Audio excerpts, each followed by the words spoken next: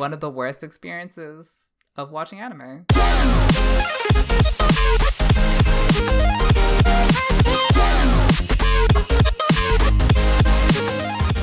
Hello, everyone, and welcome to Anime Club After Dark, the podcast that delves into all things anime, manga, and otaku culture related. I'm your host, Alex, but you can call me Senpai, and joining me tonight, we have our chivalry of Shota, Shotaro. I woke up today and chose violence. I wake up every day and choose violence. The best choice to make, honey. Never mind. All I have with me tonight is Sho here, and he and I are going to be talking about, I think it's fair to say, Sho, probably the most controversial anime of the winter 2021 season. Anime is a very generous term for it. We're going to be talking about Redo of Healer, and we are going to be doing a spoiler cast, so for the 5 people out there who actually care about being spoiled about this. And I think that's a big part of the reason that I think we're doing this spoiler cast. I think had there not been any or as much controversy, we probably wouldn't even have given this thing a second look. Maybe, I don't know. What do you mean by controversy? Well, we'll get into that. Because, do you mean, there's a lot of backlash? Because I haven't really seen a lot of people talking about it. Well, not so much after it aired, but before it aired, people were like, oh god, this is going to be the worst thing ever, and it's so misogynistic, and it's, oh my god, women. Okay. I just remember that. Anyway, we'll get into why exactly it's controversial here in a second. I do kind of want to go over a little bit of background information and talk a little bit about our thoughts on some of the technical aspects of the show. So this anime is based on a light novel that's been publishing for a while now. The anime itself was produced by TNK, probably most famous for doing the High School DxD anime adaptations, and infamous for producing the School Days anime adaptation. Nice boat show. They've done a few other things. TNK doesn't seem to do anything that doesn't have at least some kind of an ecchi bent to it. I went through their entire catalog, and everything has some kind of an ecchi bent to it in some way or another. So I guess TNK really is just the ecchi studio. The anime itself was directed by Takuya Asaoka, which this is his first time in the director's chair. He has done some episode direction of other anime in the past, but this is his first time being an actual project director. So I guess take that for what it is. Let's talk about the visuals for a second. You and I were talking about this a little bit before we started recording. The character designs, they're mostly I can't say every character, but mostly kind of generic fantasy characters. Yeah, definitely on the low tier of generic as well. There's a it's weird to say, but there's a skeezy sheen to the characters that feels like they're all covered in oil in an uncomfortable way, and it doesn't look that great. When you're having sex as often as these characters do, you want to be pre-lubed. Well, you don't need to lube your face. Well, maybe. You never know, man. Where are you inserting your face? Listen. I don't kink shame here. That's not how you have sex. I'm sorry. I don't kink shame here, man. But yeah, I would kind of agree with you. A lot of the character designs are very generic, especially the main character, Kaoru. He basically looks like your typical harem protagonist. Yeah, he really does. And a lot of the women also look quite generic. Yeah, for sure. There was one character design I actually genuinely liked, and that was Setsuna. I really think her character design is very nice. Yeah, it was nice. She definitely had everybody else's eyes look like they're dead inside, but she had normal eyes. So Yeah. And the rest of like her kimono features, her animal features were also nice. I keep wanting to say elf because she's got pointy ears, but she's not actually an elf. Eve is her name. I liked her design too. Yeah, she was definitely better designed than the rest of the cast. But yeah, I definitely would agree with you that mostly generic character designs. Like in general, the animation somewhat inconsistent, I would say. Would you agree? When it's not like a fight scene or a sex scene, it's like very, very choppy and basic. Very, not a lot of effort put in. A good example are any of the scenes where they're just kind of walking around town talking. Like, it looks like it's done at like 10 frames a second. Yeah. So yeah, I mean, some of the like you say, the non-fight, non-sex scenes, just the quiet scenes or the exposition scenes, very choppy animation. Some almost PowerPoint levels of animation in a few scenes. Yeah, definitely. But you mentioned the fight scenes. The fight scenes, surprisingly, were not... I mean, they weren't the best, obviously, but they weren't awful. I've seen a lot worse. Yeah, I've seen worse. They were passable. I mean, is it really a surprise? I mean, I was kind of surprised about it because it's TNK, because they're kind of iffy on animation. But they also did High School DxD, which has pretty decent fight animation.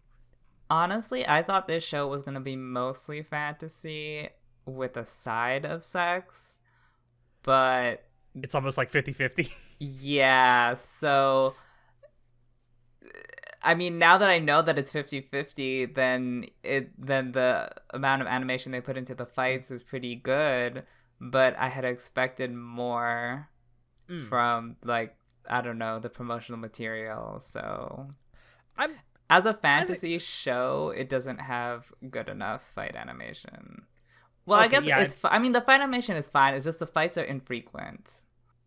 I gotcha. Yeah, I think that's a fair assessment. I like you. I thought it was gonna be mostly fantasy with just every episode would have like maybe one raunchy scene in it. And sometimes that's true, but sometimes there's 3 or 4 fucking sex scenes per episode. So it definitely makes up for any episode where there's only one. But yeah, I think overall the fight animations were certainly more than I was expecting. Yeah. And like I said, I've seen so much worse, so I can definitely forgive it for the times where it's not absolutely phenomenal. I guess you could also say the sex scenes themselves were animated really well. It's all about those boob physics, girl. I listen.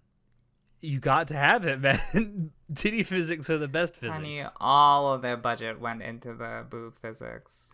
I think if you actually taught titty physics in like high school physics classes, students would pay way more attention.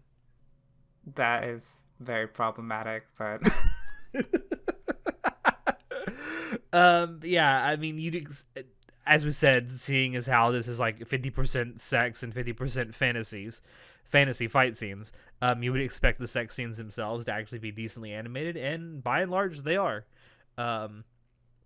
Again, not really surprising coming from TNK. They know how to animate boob jiggles.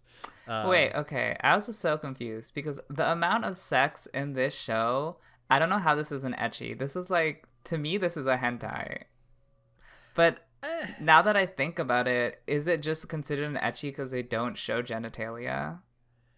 I would say so, like more of like a softcore kind of pornography. I feel like it would be a little hentai if they just showed the genitalia.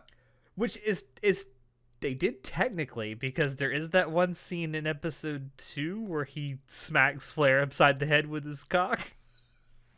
And you actually see it? I don't remember that. It's not censored. I mean, it's like 2 frames, so I mean, it's you blink and you miss it, but I mean, it's there.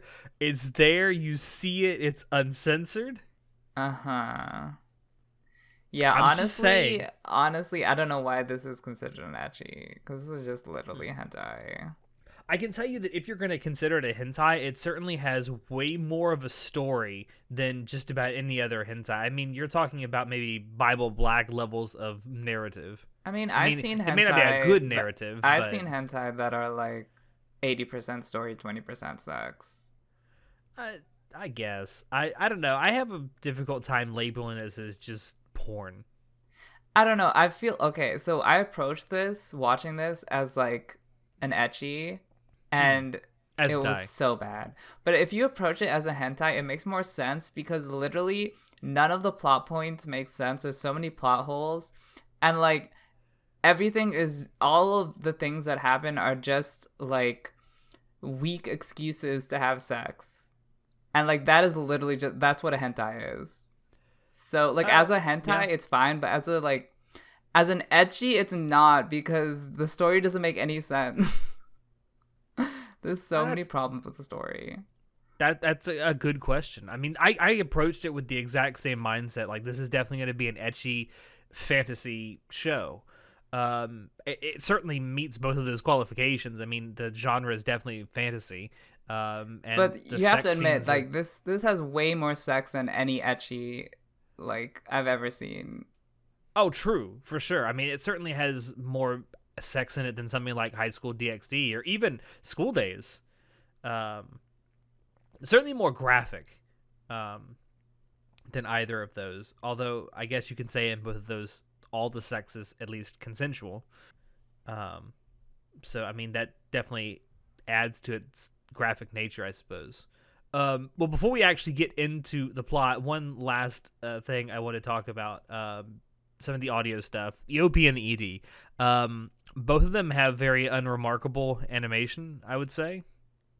Yeah. The ED is kind of chill, I'll be honest. Like the music. I can't say that there's anything really special about it.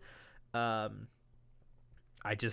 kind of like it for its chill tones that it's got. But yeah, the OP, really generic music, really generic animation, nothing special about it, that's for sure.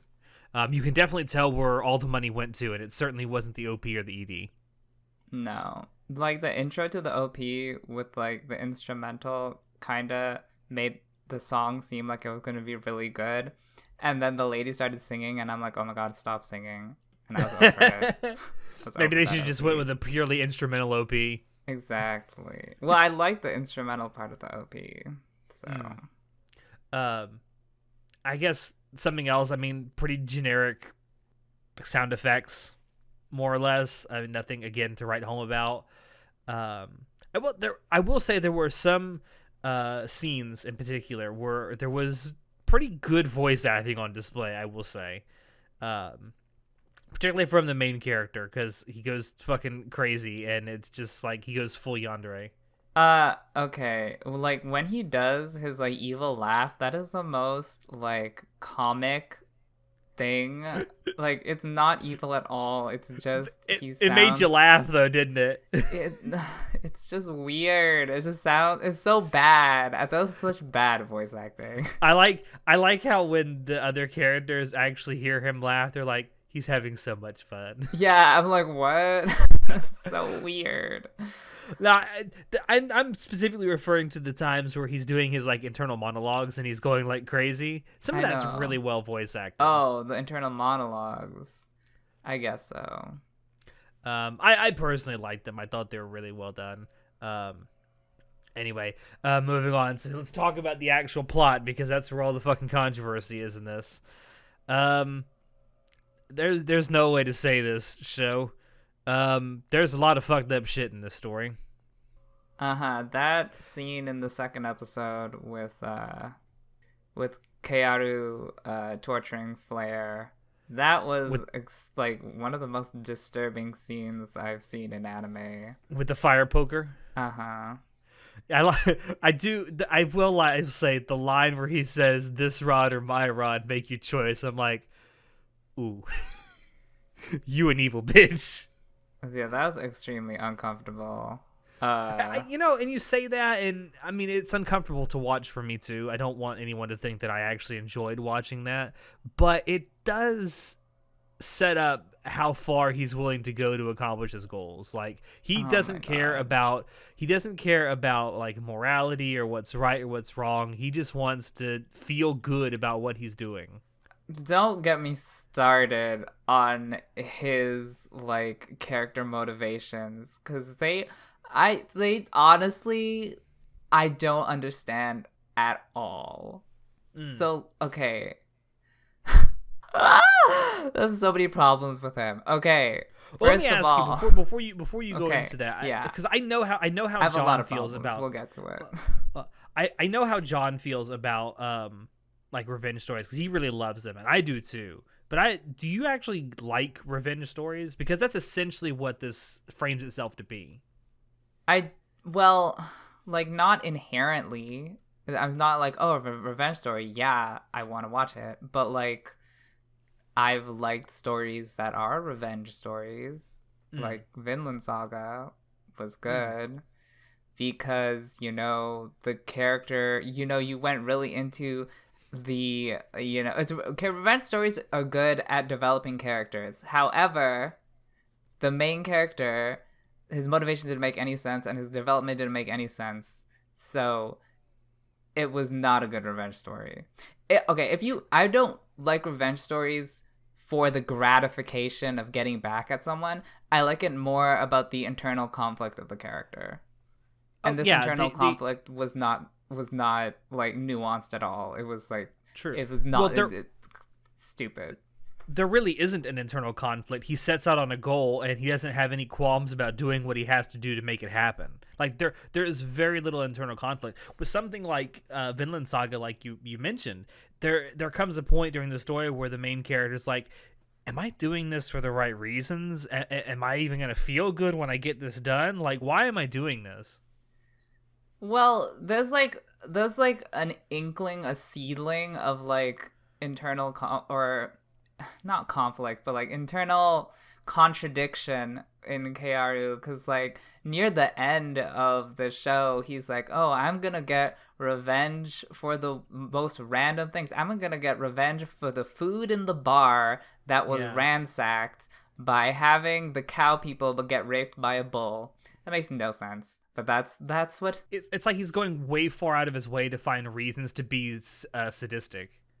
Yeah. So like you can see that his character is deteriorating, but they don't really Mm, focus on, his internal, dynamic or his mm. development as a character, or at least they don't make it, an actual journey. They just hint at it or Yeah, very whatever. little actual development. Yeah, and like also like you can tell he thinks that he's a good person when he clearly isn't. So there's Mm. definitely like inkling of, more development that could have happened, but they didn't do it. So well, obviously then well, not obviously, but they clearly wanted to focus more on the sex, which, I guess is the point of the anime. But as a revenge story, it was not.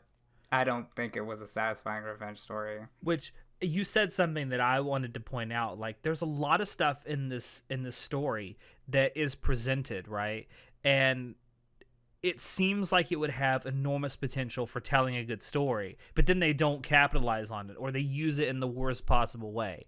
Um, Good example is like Karu's healing ability. Like, I like the idea that you can use healing to actually hurt people.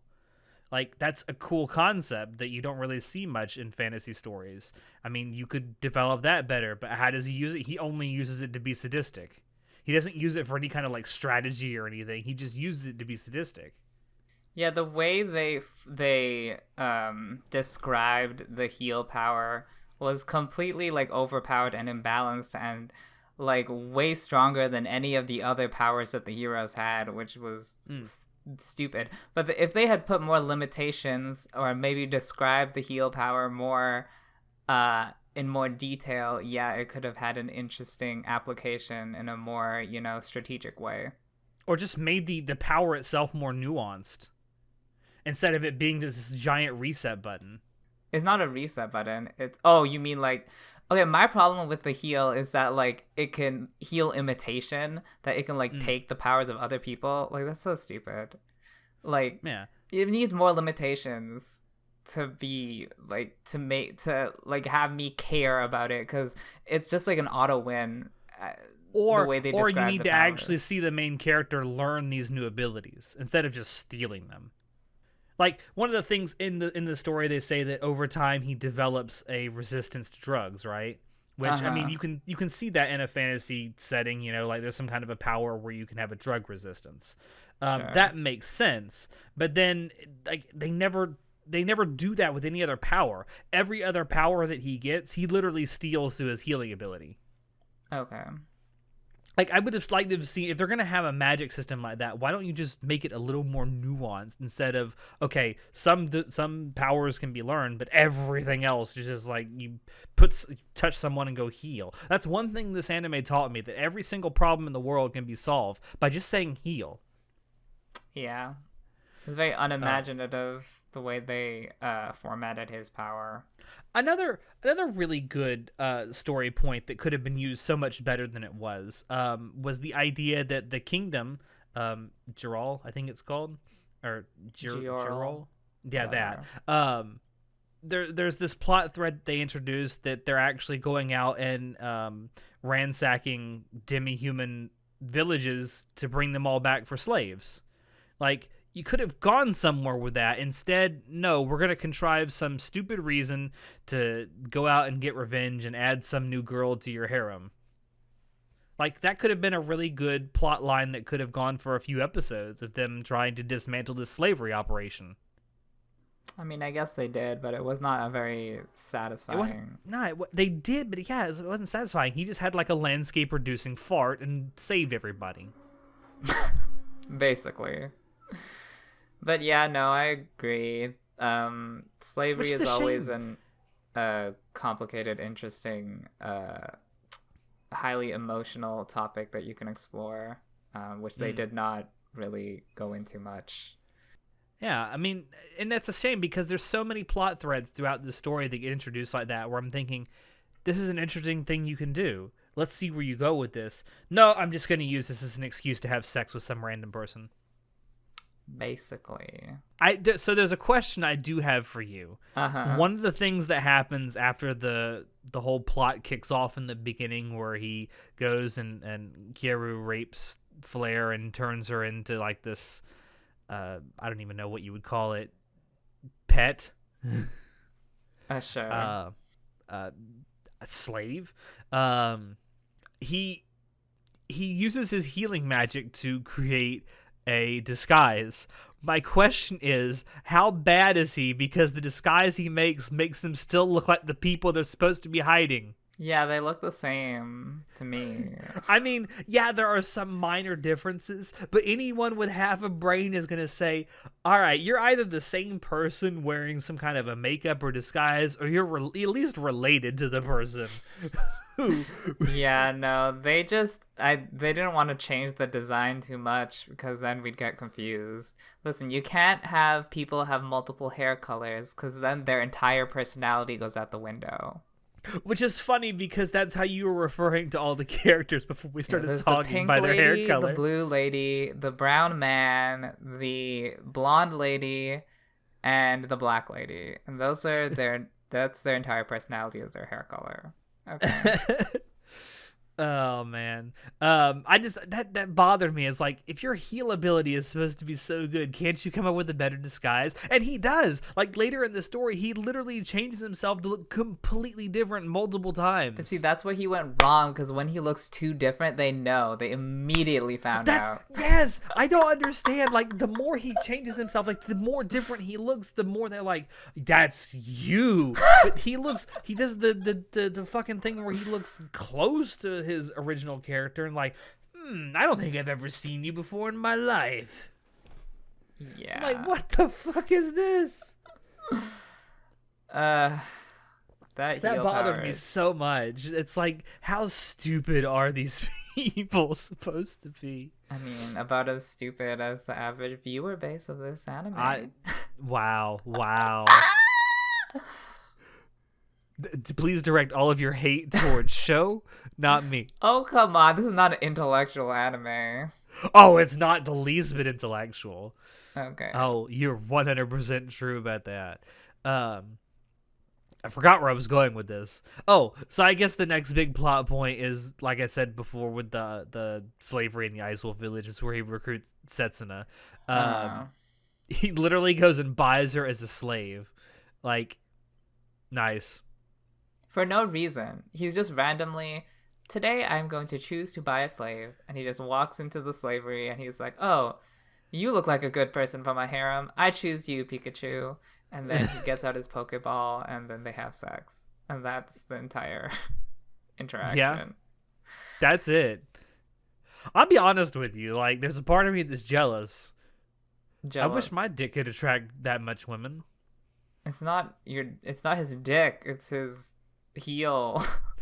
It's true. Man, there's a lot of actual rapists which would like to have that ability. Uh-huh. Anyway, before I get canceled, I mentioned it before, the whole Ice Wolf thing was, I think, a big missed opportunity. I think they could have like played that out and made it way more of a thing than it was. But then you got what's her name? Kureha Krairet, which I've seen her name. I don't know where you watch this, but I saw her name spelled like 3 different ways, and it bothered me. Anyway, the Sword Saint woman. I like how he just he talks his way into her pants. That's great. No, that made no sense. Oh, the only reason they like that the plot said that she was into him was because like she had an aphrodisiac, and then she's like, and then after that wore off, I guess she's just okay. We did it once, we'll do it 100 times.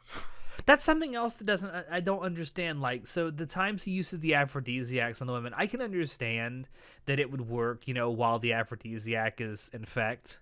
But when it wears off, shouldn't they realize, oh no? Yeah, there's no reason for Kureha to want to fuck Kaoru, but she's like, oh, I did it once. I guess I'm gonna do it again and again until I die. Like, okay, honey. Jesus. And then you have Kaoru going to save his villagers, which again I thought was a really interesting plot point that was not used anywhere near as well as it could have been. I like how he just like lets the villagers die. He's like, and there's only one character he even gives a shit about. Wait, I guess the story isn't done. So I was gonna be like, what happened to that character? I guess he'll come back in season 2. I guess. I mean, there were technically 2 characters that were saved. I mean, one I don't think was even at the execution. That was the Anna girl, he calls her like a second parent. Uh-huh. So I'm assuming in some way that she raised him. That's not really explained too much.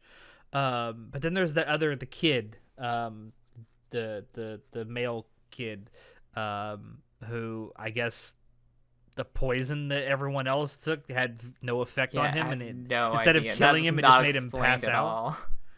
But then he picks him up and he takes him to that merchant that he was selling the potions or whatever to, and he's like, take care of this kid. When he wakes up, he's going to hate me. And then the merchant's like, so you want me to tell him the truth? And he's like, no, let him hate me. Okay. How fucking edgy are you? I swear he's gonna like go back to buy another slave, and he's gonna find the kid, and he'll be like, oh, so that's what happened to you. Well, I have a feeling that if that is what happens, it's probably the only person he won't have sex with. He'll probably have sex with someone, though. There you go. See, you're thinking more perverted than I am. Well, whenever there's someone he doesn't have sex with, he just makes him have sex with someone else. That's true. I mean, he did that with Blade. And with the captain of the guard, I forget his name. Yes, that too.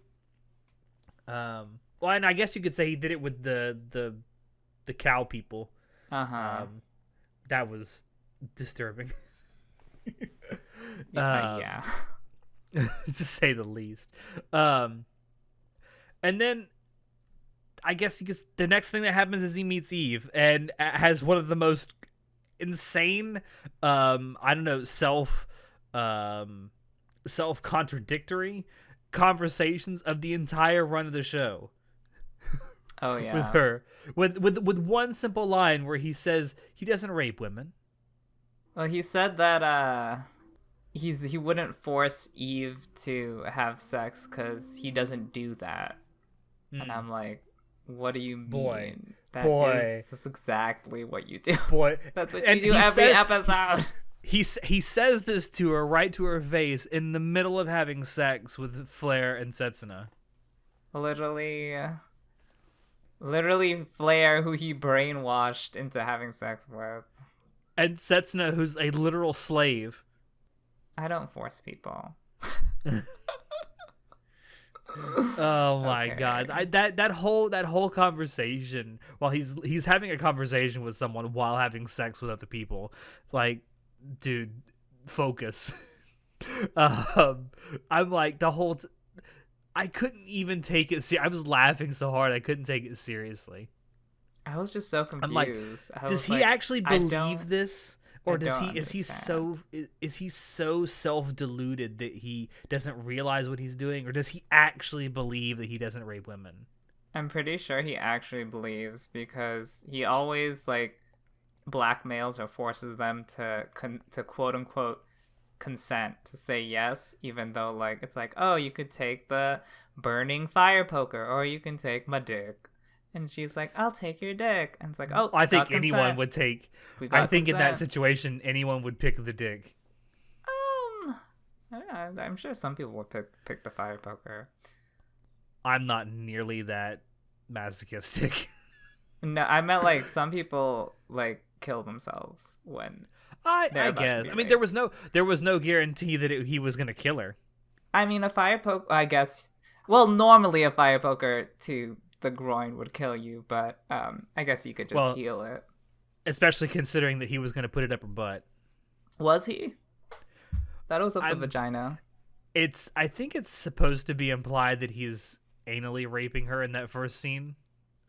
I didn't get that, but sure. Anyway, I mean, it's still rape, by the way. No. Oh my god. That whole conversation with Eve. I also love the fact how Eve acts like she doesn't want the dick, but then every time she's outside the room when they have sex, she's touching herself. Uh-huh. It's like, girl, just accept it. Just embrace the horny. No comment. It's funny though. She's the only one so far that he hasn't tried to like force into having sex in some way or another, and she hasn't done it yet, but she clearly wants to. It's his twisted sense of morality that is like, you know what, I'm too ethical to quote unquote force Eve to have sex. I know, I find that funny. And then of course we kind of end this season with Kaoru getting revenge on Blade, one of the original 4 people he wanted to, or yeah, well, I guess 4 people that he wanted to get revenge on. At least that was done in a creative way. That was also very uncomfortable. I don't understand. Okay, I do understand, but I'll pretend that I don't understand why all of the men who rape the women are like discolored. I'm like, why are they like red and green and orange? They kind of look like giant zombies or something. I mean, okay, I get the point that like that's a trope that they're ugly bastards, but also that's like this just doesn't make sense. I don't know why they changed. I don't know where and I don't know where Kaoru gets these things like 3 times. I think he just like transforms people into them. Maybe, which would make sense with his heal ability, I suppose. It just seems he always has them on hand whenever he needs them. Yeah. Anyway, yeah, I did find that weird myself. I also found it weird that of all the sex scenes in this entire story, one of the few times where we actually see girl on girl is the only time where the camera pans away. I wouldn't say it's the only time. The camera. Oh well, you see it in the last episode too, where Norn is being forced to have sex with her sister. Well, that was very graphic, though. What do you mean it panned away? No, not that. I'm talking about with Blade. So there's a scene where she's supposed to be raping some random girl in the city, and it turns away. I'm like, why of all times would you turn away from this? Because it's like two minor characters, so they don't have time. I guess. If it's not Kayaru involved, then there's no sex scene. Okay, it's only off screen. Perhaps. Anyway, I found that kind of weird, like a very weird choice. But I did kind of like the creative way they went about Kaoru went about getting to Blade by turning himself into a woman, or well, he didn't turn himself into a woman. He's cross-dressing as a woman. I guess so. Because Blade is a lesbian. Who definitely has a thing for Flare, which you learn early on in the story, which that was weird too. It's like, I'll kiss this man whose lips have kissed Flare. Then immediately vomit. We love that. Yeah. What is it with fucking stories these days trying to get women to vomit on screen? I don't understand. It happens a lot. Anyway, so after that happens, then Norn, who's Flare's sister, comes to the city that they're staying in and just fucks shit up. Norn, I'm surprised you don't like her, because she seems to act like crazy bitch, like the kind of female characters you seem to like. Yeah, I would like her, except this show is trash, so... I just like I'm watching this show, I'm thinking, show's gotta like this character because she steps on men. That part. I mean, all the women step on men. What do you mean? True. She's literally stepping on a man. She has a man who is literally his whole job is to be like a bar stool for her. I know, just there was a lot about her. I'm like, Sho would probably like this character. Because he likes aggressive women. Sometimes you're a bit too aggressive. Sometimes you go a little too far.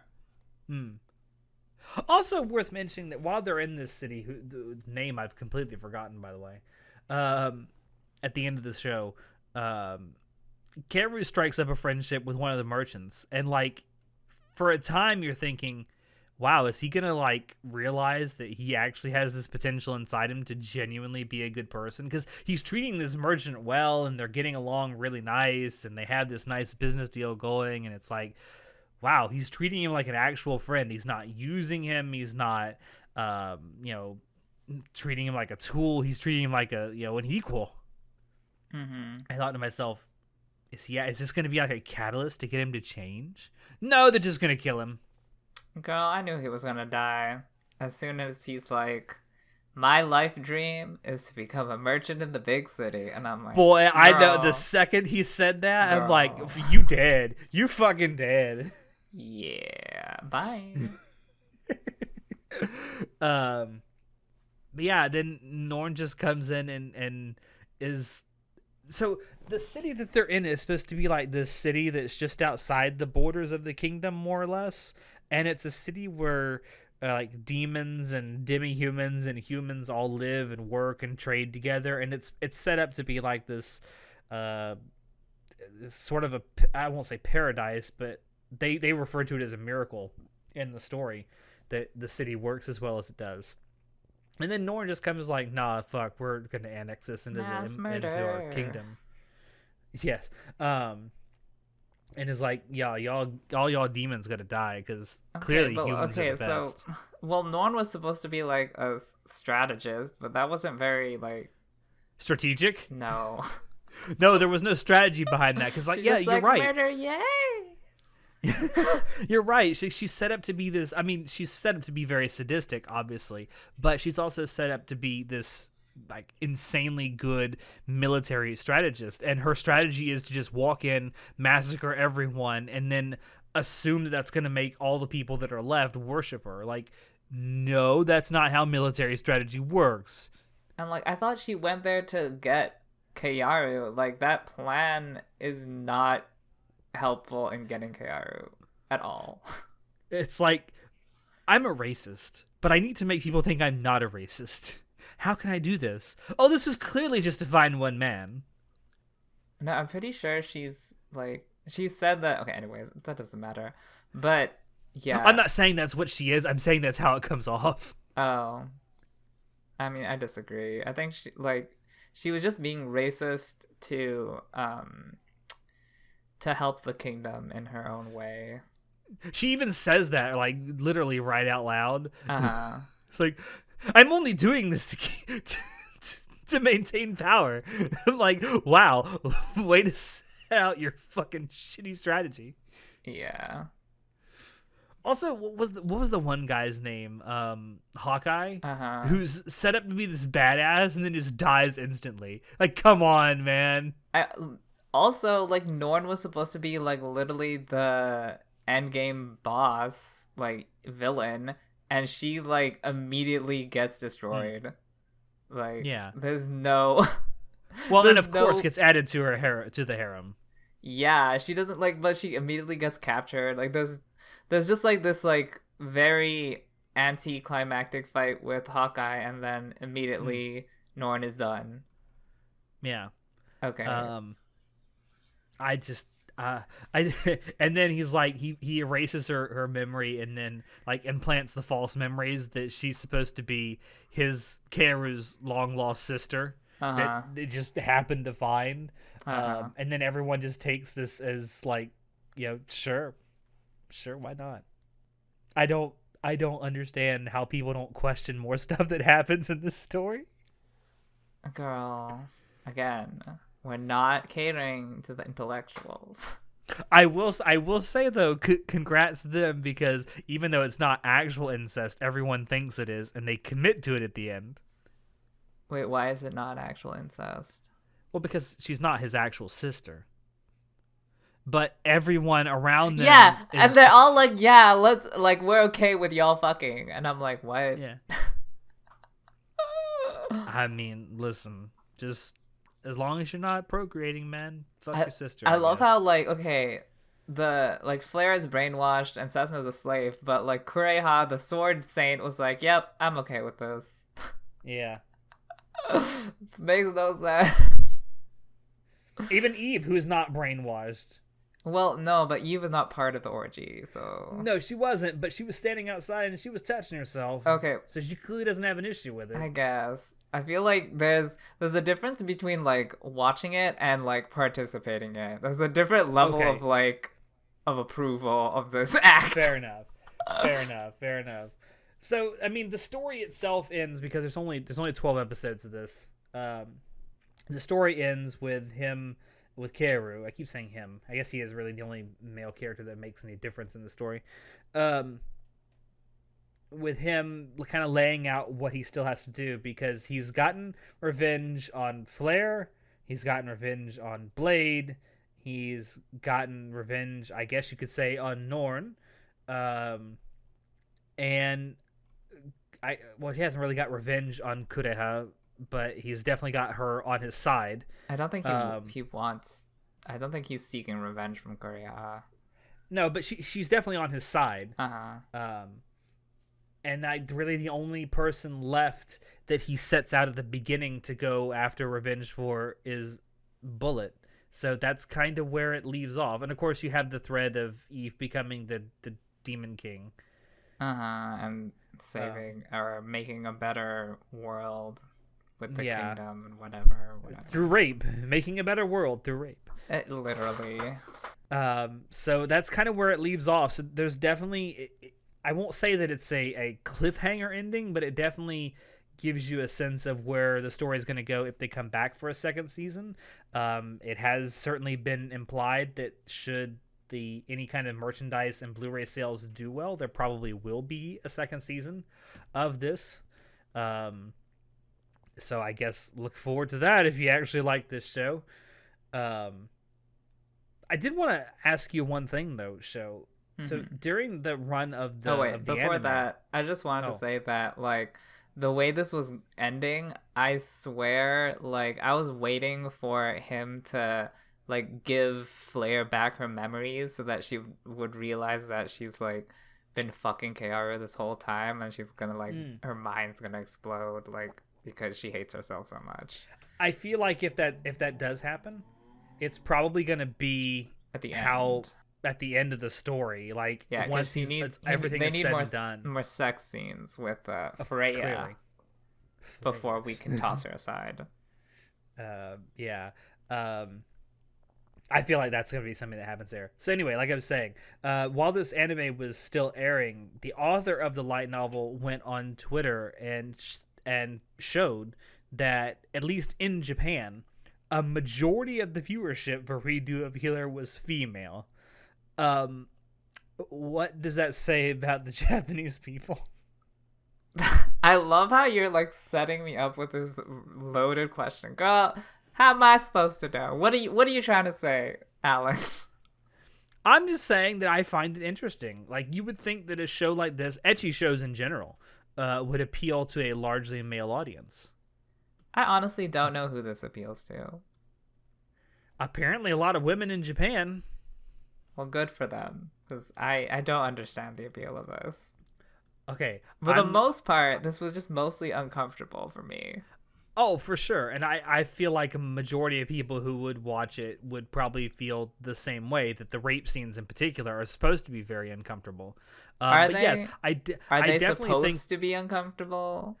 Okay, maybe. I definitely think that the author of this story is definitely trying to be an edgelord in the way that he writes the stuff that he does, and I recognize that. And I mean, there's nothing wrong with that. There's nothing wrong with trying to be edgy with what you do. Does it come off as good by doing that? Probably not. But I mean, it's still what it is. And I need to say what I'm about to say with a caveat. I'm not saying that all women are like this. But I do think that there is a percentage of women out there. I'm not going to say it's a majority, but there are some women and men out there that do have rape fantasies. I'm pretty sure rape fantasies doesn't include having your fingers broken. I don't think anyone wants to have their fingers broken. Or be literally eaten alive and then die. Probably not. Probably not. I'm just saying that could explain rape fantasies are one thing, and then like actual bodily harm and like literal torture is another thing. True. I'm just trying to point out that why there might be a majority female viewership. I'm not saying it is the reason. I'm just saying that it could be. Maybe there's a lot of like lesbians that want to be the rapists. I mean, maybe. Girl, I don't know. I don't know either. I just thought it was an interesting thing because you typically think of like ecchi shows or shows that or anime that have a fair amount of ecchi content would appeal to more of a male audience than a female audience in general. But that clearly wasn't the case with this, at least in Japan. I don't know what the viewership was like outside of Japan. This is the only it's the only demographic where I can look, or where there's actual numbers for viewership. It would be interesting to find out because this was streamed, at least in North America, on High Dive. What if they have any kind of numbers for like male female viewership? I don't know. I'd be interested to see what it is. If for no other reason that I find stuff like demographics of who watches certain shows interesting. That would be interesting. It would. So since this story does revolve a lot around torture and rape and revenge, it kind of goes along with the idea that the ends justify the means. Kind of a theme where, I mean, Kaoru clearly doesn't have any qualms about doing the things he does because in his mind, at least, he's the hero of his own story, and what he's doing, he thinks he will bring about a better world at the end of it. So his actions in getting there really don't have any meaning for him. It's only the end that justifies them. That's a very generous interpretation of his motivations, but I'm not saying sure. that's a good motivation. I'm saying that is his motivation, though. I think his motivation is just, I want to get revenge, and then after he got his revenge, he's like, you know what? I have nothing else to do, so why don't we try and make this world better? It's, it's like, I got nothing better to do. It's, 2:00. Why not? Literally. Well, okay, so we're talking about torture and rape. That is literally the main unique aspect of this anime that makes it different from other animes, that it's very graphic and it's torture and rape. I guess if you're into that, then this is for you, but like I was not okay. Yeah, I was not into into what was presented, and like I've said, it was uncomfortable to watch, and I kind of regret watching this. I watched the first 2 episodes of this, and I was like, okay, it's really intense, this is a really controversial anime. I guess I'll watch the rest, and you know what, complete regret. Complete regret, but it is what it is, I guess. Yeah. Let me ask you, do you think this would be anywhere near as controversial if they had just taken the sex scenes out? No. I mean, like, yeah, I'm saying that it wouldn't be controversial. No, because, like, the most controversial part is how graphic the torture and rape is. Yeah. I definitely agree. Like, even if they had just implied that the rape and torture had happened, I still don't think it would be as controversial. No, because then it would just be bad writing, and there's a lot of shows with bad writing. So true. I don't think it would have been as controversial for the content. I think the fact that they chose to include all of the graphic torture and the rape, the sexual violence and stuff, like I feel like that's the only reason that this show is truly notable. I think without that, you would have genuinely been just a generic fantasy show that we get 10 of those every season. Yeah, and another thing with the torture and rape is that it seems like the author is trying to make it a gratifying event or act, when I don't think revenge is supposed to be gratifying. I think it's supposed to be depressing because you really don't get anything from revenge. You think you're gonna get something, but then you're left with nothing. It's like a pointless, which is again going back to what you said at the beginning, it's exactly how an anime like Vinland Saga approached the idea of revenge. Exactly. It's like a pointless act, like when you're so low in a mental state that like the only thing you can think of is to get revenge, and then once you get it, you're left with nothing because it didn't help at all. So that makes more sense with a revenge story, whereas this, I feel that definitely with how it's like, oh, I'm gonna get revenge, and now that I've got my revenge, I get my reward in the form of a woman that I fuck every day, and also just like I'm gonna like grin and like laugh maniacally as I like kill these people, and I'm like, okay, so this is like gratifying revenge, which is not interesting to watch at all. I think the one thing I will defend it for is like, as much as disgusting as an act rape and torture may be, I definitely think that you shouldn't, as an author, censor yourself from putting that in if it makes sense in your story. If that makes sense to you, show. That like just because these are vile acts that no one really wants to talk about or see doesn't mean that they can't actually serve a purpose narratively. And I think it's okay to put those in your story, again, assuming that they serve the plot. Now, putting them in just for no reason, which is something that happens here, I don't think is necessarily what you want to do. I'm not going to defend bad writing. However, I will say that if you look at this and you see controversy just because there's graphic sex in there, I don't think that's the problem. The problem is the fact that it's torture and rape with no real purpose to the narrative. Yeah. Because I think you too, you don't have a problem necessarily with graphic sex in otherwise like non-pornographic anime because if it serves the plot. Well, okay. Well, I like graphic sex is fine. It's not like, even if it doesn't serve the plot, it's not like well, it could be offensive, but it's not that offensive. It's just annoying.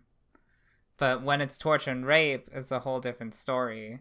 And even if you have a story that does have torture and rape, that does serve the plot, even then it's not necessarily the best idea to show it, because torture and rape is such a sensitive topic that you have to keep in mind that if you do show it on screen, you're going to have a very intense reaction from the viewer, and it's not necessarily what you want for every story that has that in there. So it's definitely a choice to display torture and rape in an explicit way. And this story definitely was not going for any sort of sensitive treatment of it. So just using it as a tool for gratification was, again, not a comfortable thing to watch. Yeah, I definitely agree. But I will say, if there's one place I can definitely defend this show, is that, I mean, it's pushing boundaries as to what's acceptable to show, at least content-wise, on a broadcast level anime. And I mean, I think that that's something that art should do from time to time, is push boundaries. Did it push boundaries in all the right ways? Definitely not, but it still pushed them, and I will defend it for that. Even though I do think that the content itself is disgusting. It's definitely at the forefront of pushing boundaries. Much in the same way last year's Interest Pieces Reviewers was pushing boundaries a bit. Yeah, it's definitely, the boundaries are getting pushed more and more. Before we close off, I really wanted to air my annoyance with the whole premise of this show about, like, Kaoru getting revenge. Like, the whole idea of revenge. Like, okay, if you have a Philosopher's Stone that can literally do anything, why would you relive your rape and torture willingly, voluntarily? Like, that just makes no sense to me. Just for revenge? Is revenge worth being raped and tortured again? And, like, drugged again? Like, that makes... If you had a Philosopher's Stone, which is as powerful as they say that it's supposed to be in this story, why couldn't you just... if you really wanted to have the people who wronged you be wronged in the same way that you were being wronged, why wouldn't you just have the Philosopher's Stone do that to them? Or better yet, why don't you restart your life and live a normal, satisfying life? Why do you have to go and, like, get completely, like, fucked and, like, tortured? Why don't you just, like, clearly you wanted to reset your life because your life was not good. Why are you doing it again? Why don't you just, have a different life? So, like, yeah, the whole premise of this, it makes no sense, but yeah.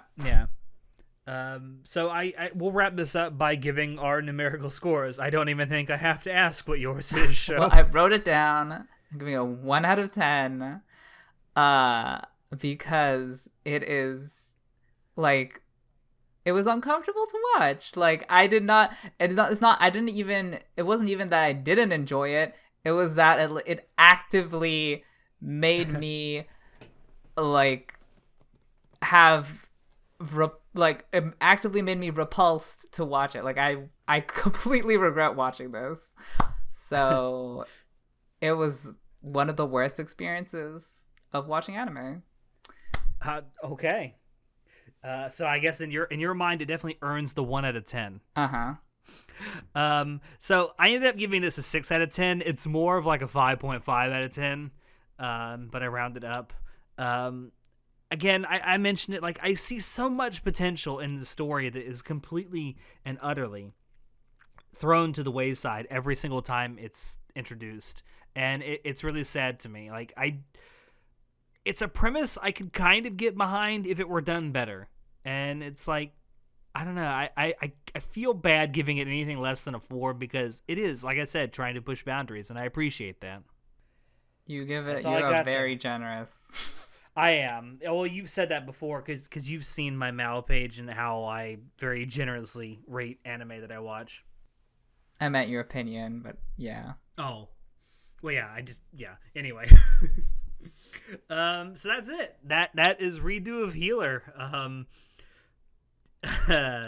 If there is a season 2, probably not going to do another spoiler cast on it. But we'll have to wait and see about that. Anyway, thank you out there for stopping in to listen to us. Check out the description below to find links to Anime Club After Dark on Twitch, on social media, and on Discord. Check out our merch store and our affiliate links as well. Any purchases you make there will really help us out. With that, I have been your host, Alex, and I will see you next time. Say goodnight, show. Redo? More like re-don't.